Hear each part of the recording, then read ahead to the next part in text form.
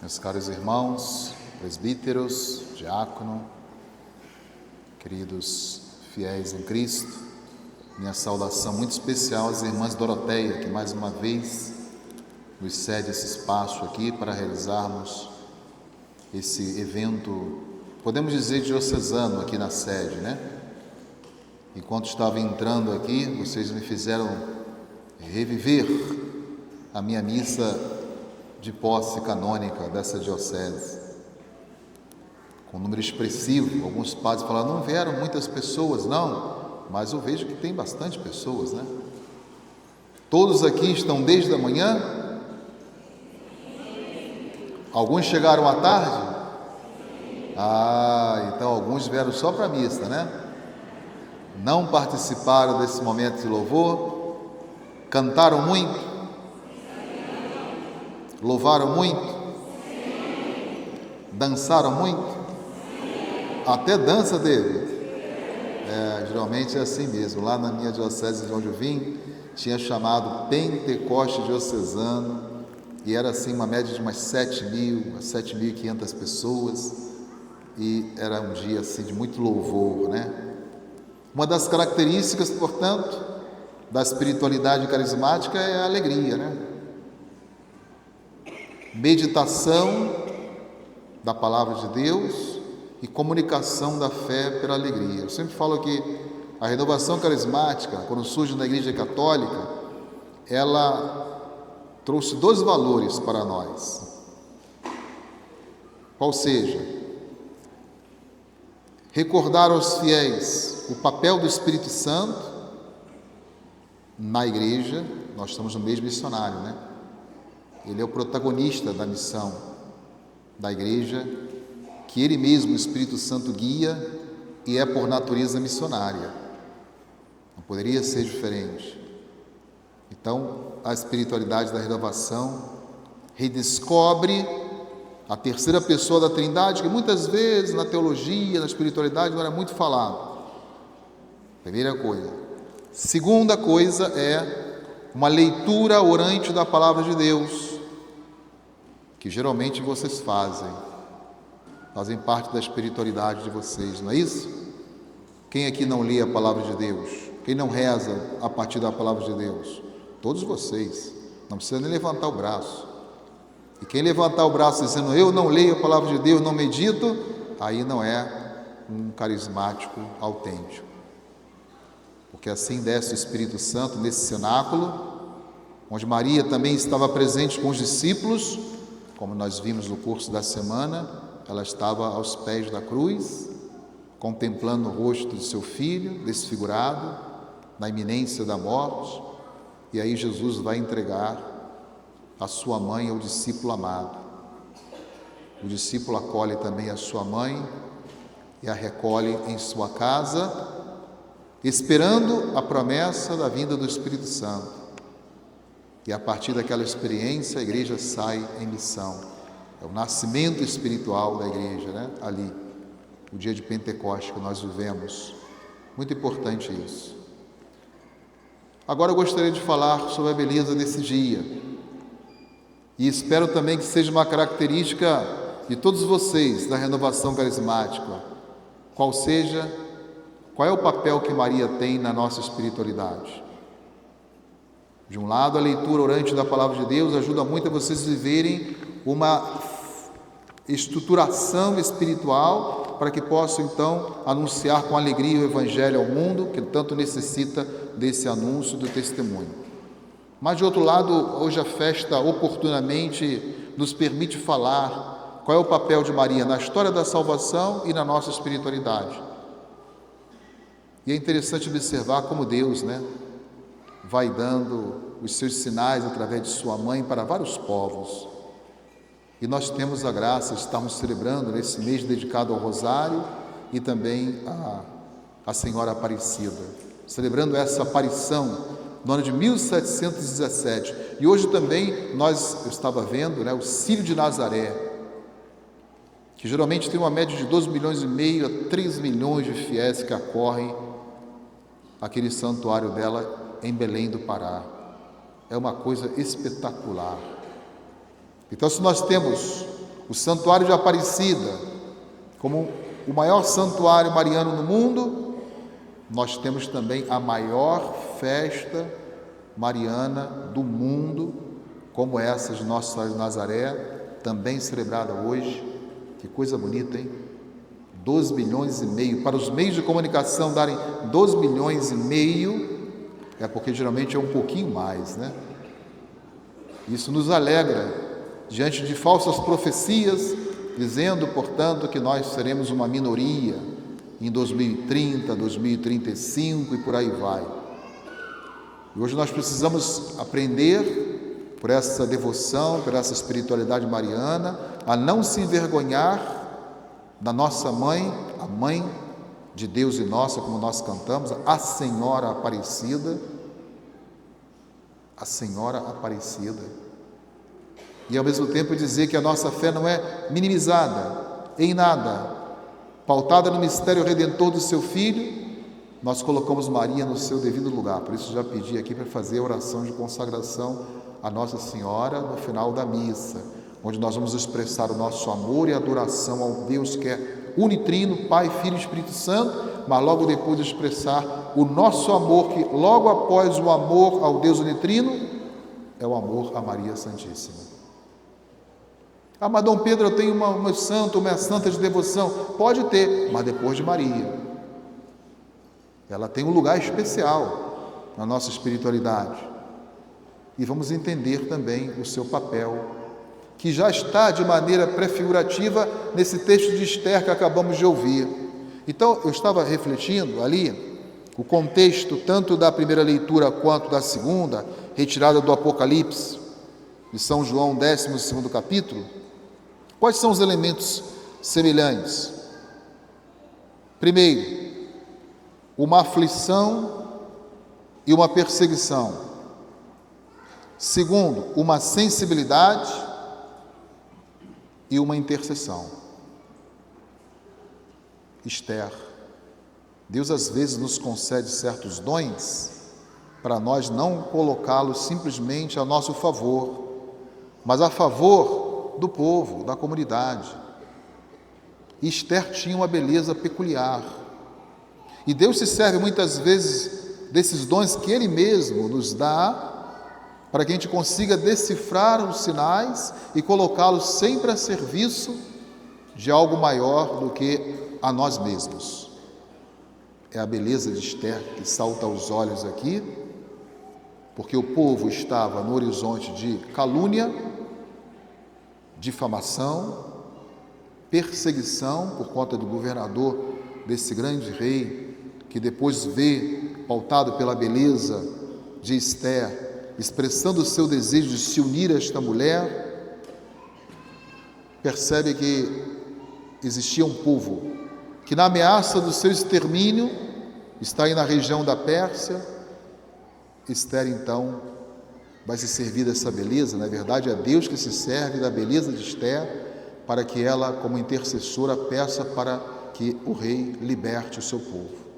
Então, se encontrei graça, encanto, apreciação, atração diante de ti, eu te peço, ó rei, liberte o meu povo, que vive uma condição de escravidão, uma condição que fere a dignidade da pessoa humana. E assim, Esther vai para o vestíbulo, né? E certamente estava tendo uma festa em que ela foi convidada, e ao mesmo tempo essa beleza atrai o olhar do rei. E quando o rei direciona o cetro de ouro na direção dela, ela tinha que fazer um ato que era próprio dos persas, tocar a ponta do cetro, como sinal de acolhida, de empatia, de uma pessoa para com a outra. E assim, portanto, ela podia pedir: olha, eu quero ficar rica, despreza o meu povo, escamotear a sua identidade, a sua etnia. Ela não se envergonha do fato de ser uma mulher judia, pelo contrário, ela assume essa sua identidade e intercede em favor desse povo, porque antes de se unir maritalmente, a mulher podia expressar um desejo diante do seu noivo promitente. Estão recordando aquele episódio de Herodíades? No rei Herodes violentamente, aquela paixão que assume, mas foi para o mal, né? Pediu a cabeça de João Batista, o desejo. Ele tinha oferecido todo o trono, todo o reinado, ou a metade do seu reinado, como também Esther pôde ter essa promessa, como rainha, a rainha Esther. Ela tinha metade do reinado desse rei.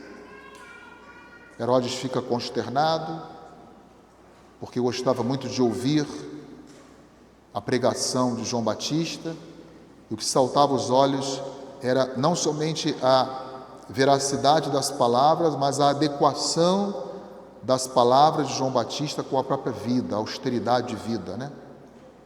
A pregação associada a uma vida autêntica. Isso é uma coisa que, de fato, chamou a atenção.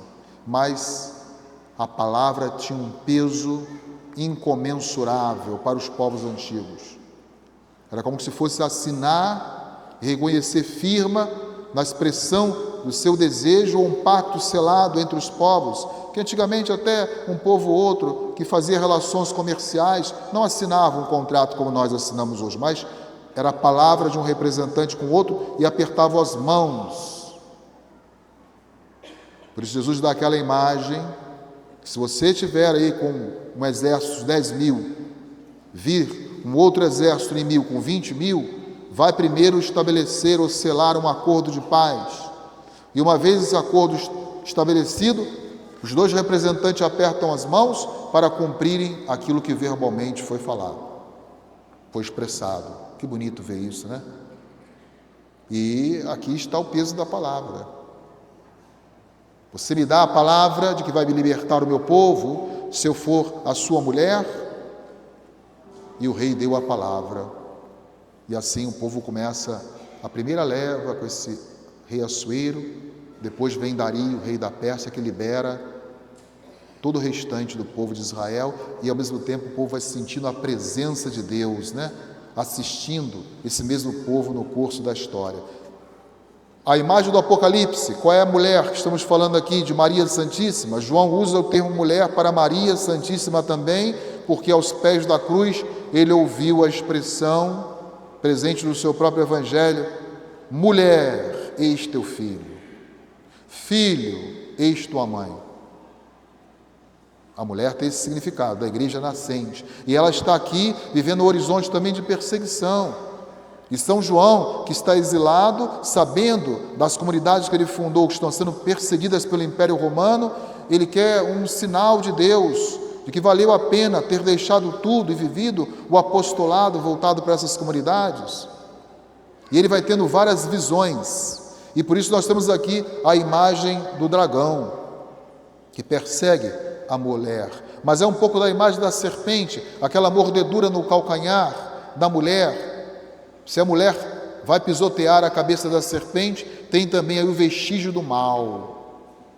No finalzinho tem uma expressão dizendo que é a vitória da mulher, ou seja, mesmo passando pelos desafios da história, ela vai estar sempre assistida pelo Espírito Santo, como vos falei, protagonista da missão, testemunhal da igreja dentro dela e no mundo, preste atenção, mas também por aquela que São Paulo VI chamou de mãe da igreja, inspirado também na carta de São Paulo aos Efésios, que coloca a igreja como a esposa de Cristo, sem mácula, sem mancha.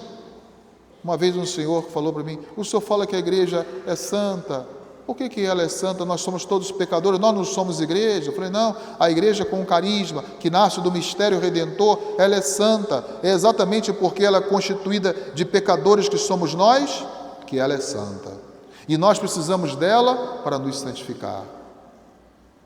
É esse o sentido, portanto, da santidade da igreja. É esse o sentido que também João quer usar como a expressão de mulher, que também é usada no Evangelho, no 2º capítulo de hoje. Mas é interessante dizer que, mesmo sendo perseguida, a vitória é da igreja. O Bento XVI dizia: talvez nesse milênio nós sejamos uma minoria, mas desta minoria possa ressurgir uma igreja ainda mais forte, porque os cristãos, os primeiros séculos do cristianismo, eram minoria na cultura grega e na cultura romana, mas era a força do testemunho deles que fez crescer uma igreja. E nós temos essa historicidade da nossa igreja, né? Não nasce em qualquer de repente, ela nasce de um mistério. Ela tem uma história, essa história é milenar. Diz essa manhã também que coisa muito bonita é a força congregacional que a figura de Maria tem na igreja. Eu, quando fui mandado para uma paróquia, eram poucos jovens. Falei, como é que eu vou pensar aqui em um caminho, um método pastoral para fazer com que os jovens saiam para evangelizar os outros jovens? Então me veio uma inspiração do Espírito Santo. Eu falei, vamos fazer uma coisa? Tinha uma imagem lá no chamado Morro da Conceição, que um padre italiano colocou, Alexandre Língua, o nome dele, já falecido, Deus o tem em bom lugar. E ele colocou uma imagem gigantesca nesse morro. Dos 4 morros antigos do Rio de Janeiro, só temos 2, o de São Bento e o Morro da Conceição, que leva o nome da Imaculada Conceição. E vamos subir esse morro, onde tem muitos jovens, muitas famílias, e vamos rezar ali o terço uma vez por mês. E foi se tornando uma tradição. Subimos cantando com jovens, e ali as pessoas passavam, muitas com sacola de mercado, colocavam ali a sacola no chão e ficavam ali rezando o terço conosco. E no dia 8 de dezembro tem uma missa campal nesse mesmo lugar. E o terço, só nada mais do que aquilo. E as pessoas, às vezes, os jovens não vão rezar o terço nesse sábado? Não, é no primeiro sábado do mês. E se tornou uma tradição que as pessoas todas do bairro queriam participar. E todos ficavam ao redor da imagem de Nossa Senhora da Conceição, que está olhando para o centro da cidade do Rio de Janeiro. Uma coisa espetacular, né? Por que eu estou falando isso? Porque um dos filhos desses 3 pescadores que pescaram a imagem de Nossa Senhora Conceição Aparecida no Rio Paraíba, começou a fazer isso alguns anos depois da aparição, em torno dessa imagem resgatada do rio, escurecida pelas águas do Paraíba, começou a rezar num pequeno cerro. Aí depois um pequeno oratório, depois uma pequena capela, e hoje tem a igreja, o santuário antigo. E ali foi percebendo essa força congregacional vinda da espiritualidade mariana, atraía muitas pessoas para ali, a ponto de que aquele lugar ali já não era mais suficiente para conter o número de pessoas, como nós observamos hoje no santuário, né? Geralmente mais de 200.000 pessoas. E é para nós um momento de muita alegria e muito orgulho, né? Ver isso. É Maria Santíssima, né? Mas muitas vezes os cristãos que não entendem o papel dela na história da salvação e na espiritualidade, pelo contrário, faz com que Maria seja uma figura repugnante, porque não entendeu propriamente o sentido da sua fé e do seu ser igreja. Ela é a mãe da igreja, está aqui nesse papel intercessor também, diante de uma aflição, da qual já falei para vocês no início, desses anfitriões que apresentam uma festa. Eu gosto sempre de dizer, as pessoas veem, às vezes, um padre que está ali numa família, né? No momento de fraternidade, de festividade. Jesus tinha também esse lado social, né? Ele está numa festa com a sua mãe, certamente alguém conhecido que viu Jesus pequeno e ele fez questão de estar presente com a sua mãe aí, que coisa boa. Mas como também nesses momentos sociais nós podemos ter a nossa marca, a nossa identidade, dar alguns sinais, é uma oportunidade nós estamos vivendo ali, dizia hoje de manhã, celebrando na comunidade do Padre José Elcimar. A gente vai ter aqui depois, né, tem um momento de quermesse, que muito mais do que ter um papel arrecadatório, é para nós um momento de riqueza, de interação das pessoas, onde elas podem conversar, podem interagir, se conhecerem um pouco mais. Isso é muito importante. Aqui não é mencionado o nome de ninguém, simplesmente que tem esses servidores com o mestre de cerimônia, o mestre-sala, que organizava toda a festa, e aí aparece Maria.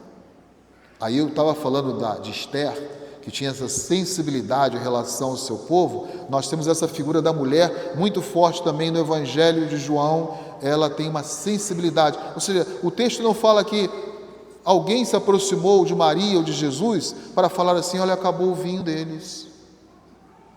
Não, a mulher tem por si mesma, por natureza feminina, essa sensibilidade de perceber a necessidade do outro, e Maria muito mais ainda, né?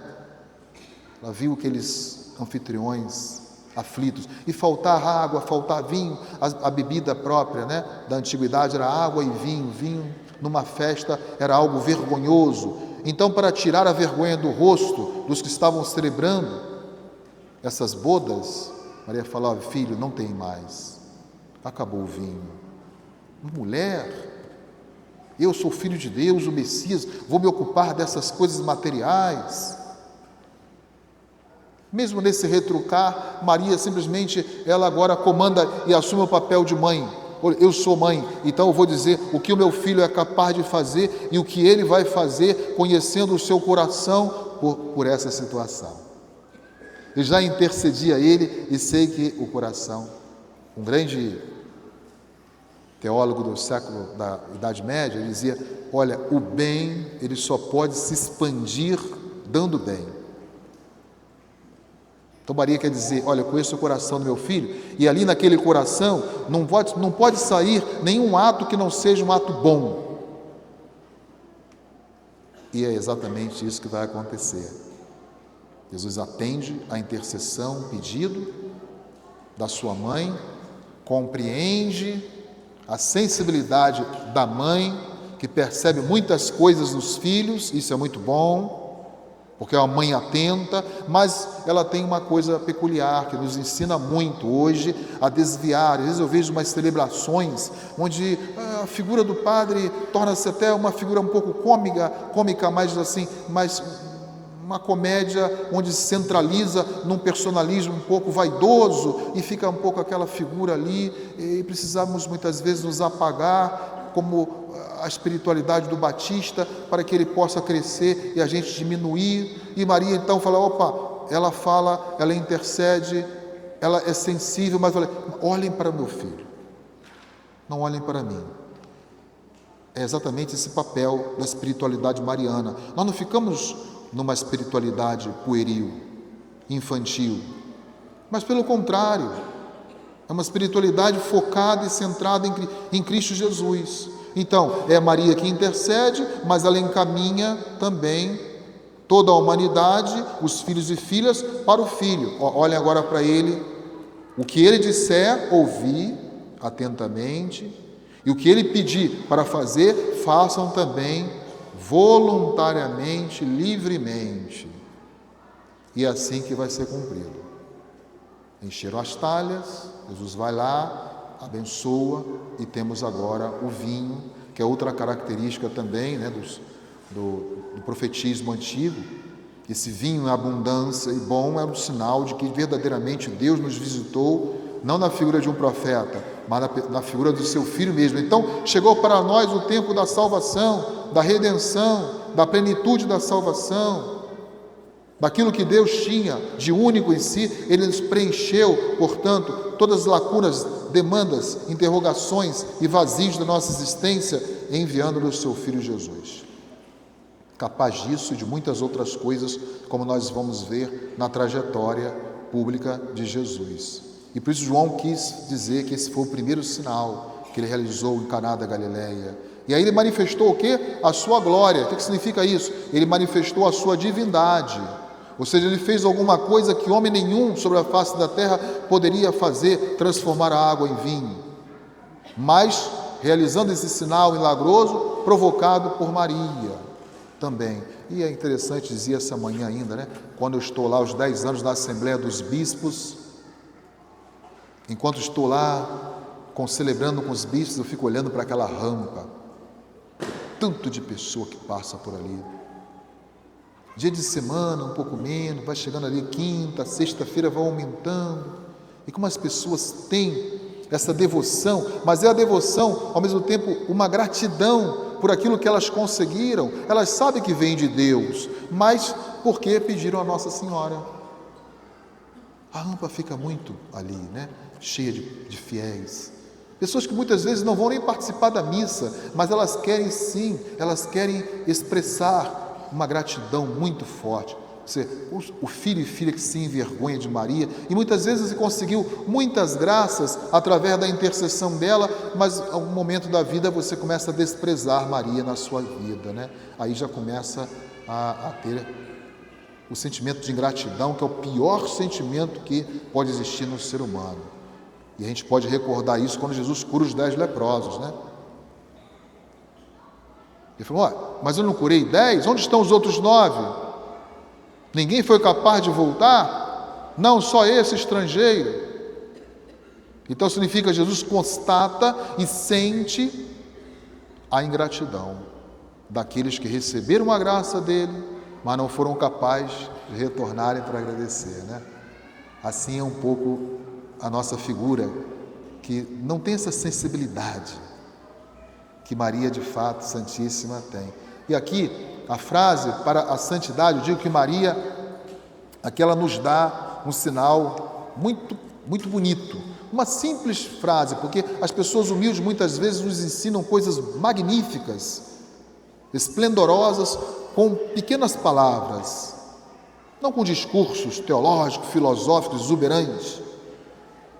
E a frase que é destacada aqui no Evangelho de hoje é: fazei o que ele vos disser. São só 2 verbos colocados aqui nessa frase. O verbo falar e o verbo que? Dizer. Palavra e ação. Ou seja, só conseguiremos cumprir ou fazer se nós ouvirmos atentamente Jesus. Porque Maria sabe que Jesus é a palavra mais elevada do Pai, o Verbo encarnado, caminho, verdade e vida, e não encontraram nenhuma contradição em Jesus, a não ser a blasfêmia de se dizer Filho de Deus. E Pilatos reconhece. Isso é motivo de condenação? Para Pilatos era simplesmente mais uma teoria religiosa, que dentro do politeísmo romano era possível. Não encontro motivo de condenação. O que ele fez? Para o direito condenar uma pessoa, ela precisa fazer. Então, estamos aqui na esfera do dizer, do ensinamento de Jesus, mas aqui Maria une as 2 coisas. E são essas 2 coisas que nos definem. Nós somos a nossa palavra e nós somos o nosso agir. O homem e a mulher são isso. São identificados por aquilo que falam e por aquilo que fazem. Essa é a identidade humana. E Maria nos quer plenamente assim, não divididos, mas unidos em todo o nosso ser. Ah, mas eu gosto muito de ouvir, como o Herodes gostava de ouvir João Batista, ler o Evangelho. E na hora de fazer? E na hora de cumprir? E na hora de realizar? Não, e Maria não separa, vê? Uma serva humilde, uma simples frase, ela nos aponta o caminho da santidade, da obediência, do amor, da reverência a seu Filho Jesus. Então, que o dia de hoje possa ter sido um dia muito rico espiritualmente para vocês, esse momento do cenáculo com Maria, fizemos, ainda bem que tem esse nome, né? O cenáculo com Maria. Significa que vocês não se envergonham do nome de Maria. Quando eu estou crismando os jovens, eu falo, olha, 3 coisas de que nós devemos jamais nos envergonhar: da nossa etnia, da nossa nacionalidade e da nossa fé. E vocês não podem se envergonhar da fé de vocês, mas semear essa palavra, apontar o caminho. Eu sei também que uma das coisas muito bonitas nas pessoas que desenvolvem a espiritualidade da renovação é o aconselhamento.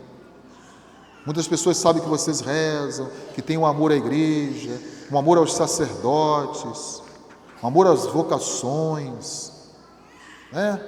E as pessoas pedem, pode rezar por mim? E vocês rezam, colocam as várias intenções no dia que vocês estão rezando, reunidos em uma determinada igreja, um determinado local. Vocês sabem muito bem disso, eu também sei. Então muitas pessoas vão se confiar às orações de vocês, porque estão vendo que vocês são pessoas devotadas à oração, atentas à palavra de Deus e cumpridoras desse mesmo desígnio.